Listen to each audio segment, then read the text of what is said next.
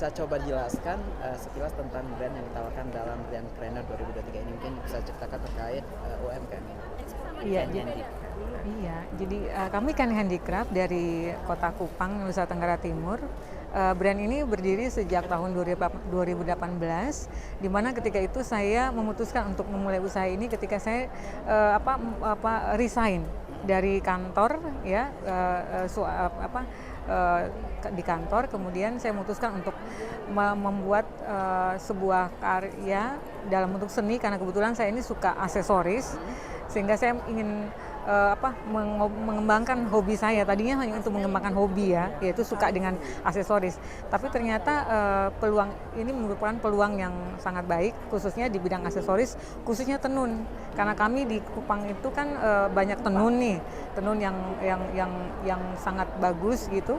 Dan saya merasa bahwa ini merupakan peluang yang sangat baik ketika tidak hanya kainnya saja, tapi juga kain itu bisa menjadi sustainable dengan cara membuat dalam bentuk turunan tenun berupa aksesoris. Itu yang saya berangkat dari situ. Kemudian saya memutuskan untuk memulai usaha ini di bidang kriya, khususnya aksesoris tenun. Dan untuk pewarnaan ini alami semua ya? Iya, jadi kebanyakan produk-produk yang kami buat ada dari kain-kain tenun yang berupa potongan-potongan kain tenun yang kemudian kami jadikan anting, kalung, gelang. Itu dari sebagian besar itu merupakan produk produk tenun dari kain pewarna alami. Kita banyak ada 500 stok.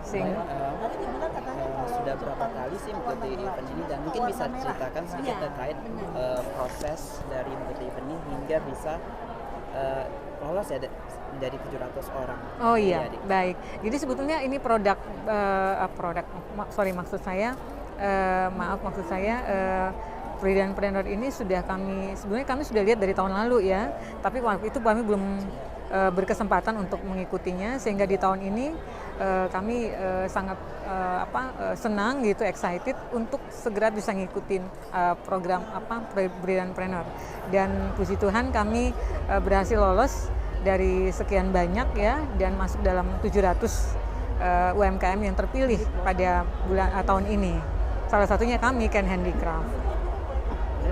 Alasan mengikuti event ini kenapa sih Bu, dibandingkan kan ada juga tuh event-event lain, kenapa sih ikut Brandpreneur 2023? Iya, karena kami merasa bahwa kami ingin supaya produk tenun, turunan produk tenun berupa aksesoris ini juga bisa dikenal oleh masyarakat luas, tidak hanya mengikuti pameran-pameran yang ada di kota kami, Kota Kupang, tapi juga bisa mengikutinya sampai ke tingkat Jakarta dan mungkin sampai ke luar ya. Apalagi dengan Brandpreneur ini kan memberikan kesempatan untuk sesuai dengan tagline-nya tagline-nya global ya. Kreatif global kreatif crafting global ya, crafting global. Jadi itu sangat membuat kami excited untuk bisa mengikuti event ini untuk memperkenalkan budaya NTT berupa aksesoris tenun.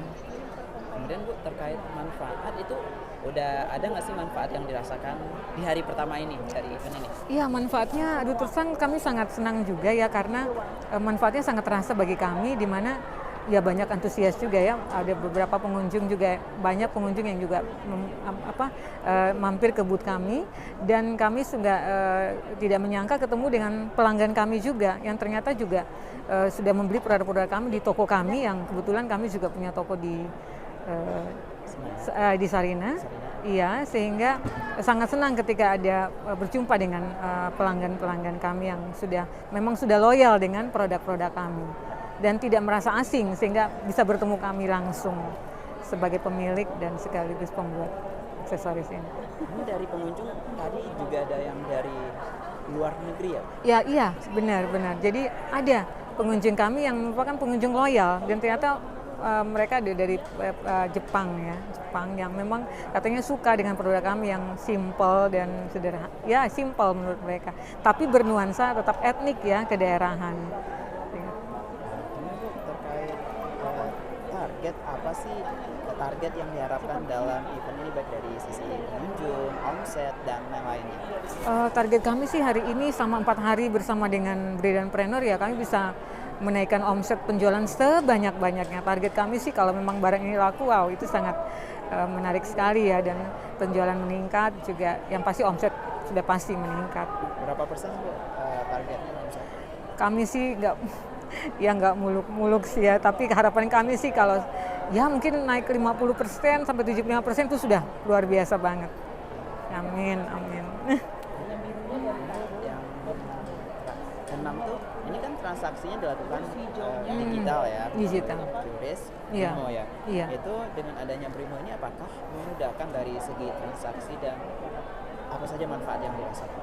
Ya, sangat membantu, dan ini artinya cashless ya.